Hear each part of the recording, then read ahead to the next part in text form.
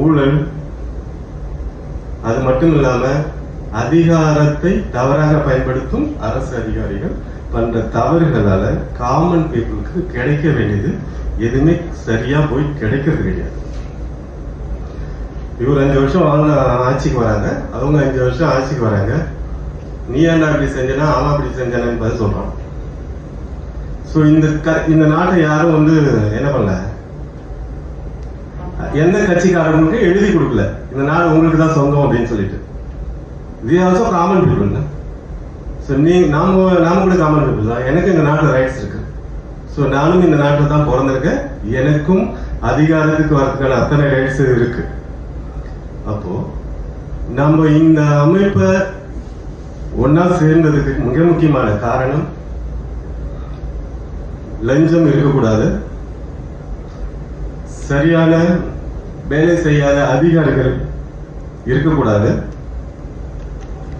அதுக்கு இந்த அமைப்பு என்ன வேலை செய்யும், இதை பேஸ் பண்ணி தான் நம்ம இந்த அமைப்பை எடுத்துட்டு போவோம். ஸோ இந்த 10 விங் அப்படின்றது எதுவும் விங்கு கிடையாது.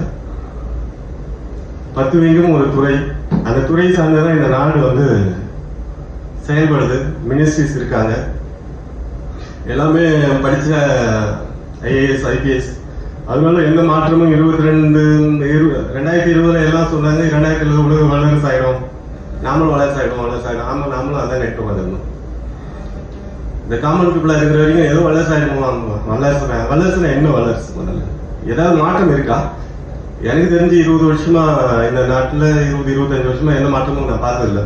நான் அப்ப இருந்த அதே அண்ணா சாலை தான் இப்பவும் இருக்கு. No changes.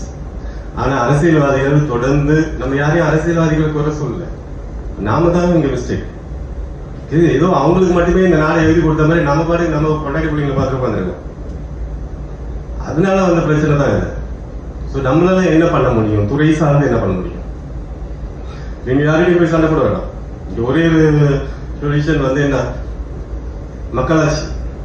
மக்களாட்சியில் நம்மளா சேர்ந்ததுதான் ஆச்சு. நாம யாருக்கும் ஒருத்தர் ஓட்டு போட்டுட்டு அவன் வேலை செய்யலாம் அவங்க ரெடி கொத்திட்டு இருக்கிறத ஏன் நாம செய்யல அப்படின்றத அந்த கண்ணோட்டத்தில் நம்ம பார்த்தோம்னா நமக்கும் இங்க ரைட்ஸ் இருக்கு. நாமளும் கேள்வி கேட்கலாம், அதிகாரத்தை நோக்கி கேள்வி கேட்கணும் அப்படின்ற எண்ணம் உங்களுக்கு இருந்துச்சுன்னா உங்களை துரத்தமான முதல்ல ஒத்தரா போய் கேள்வி கேட்டோம்னா கண்டிப்பா அதுக்கு பலம் இருக்காது. அதனாலதான் இந்த அமைப்பு எல்லா மாநிலத்திலையும் மாவட்ட செயலாளர்களை நம்ம போடுறோம். 10 விங்குக்கு ஆள் போட்டுட்டு இருக்கோம். கூட்டமா சேர்ந்துதான் ஒருத்தரை எதிர்க்க முடியும். பலம் வாய்ந்த ஒரு அதிகார வர்க்கம். ஏதோ ஹியூமன் ரைட்ஸ்னாலே இப்ப எப்படி ஹியூமன் ரைட்ஸ் சொன்னாலே அரசுக்கு எதிரானவர்கள்னு சில பேர் என்ன பண்ணிட்டு இருக்காங்கன்னா ஒரு பொய் பிரச்சாரத்தை கட்டமைச்சிட்டு இருக்காங்க. ஹியூமன் ரைட்ஸ் அரசுக்கு எதிரானவர்கள் இல்லை. ஹியூமன் இந்த ஆட்சி சட்டத்தின்படி நடக்குது அப்படின்னா ஹியூமன் ரைட்ஸ் ஆட்களை பார்த்து பயப்பட வேண்டிய அவசியம் இல்லை. சட்டத்துக்கு புறமா பயன்படுற சில ஆட்கள், சட்டத்தை தப்பா பயன்படுத்துற ஆட்கள் அப்படின்னு வச்சுக்கலாம்.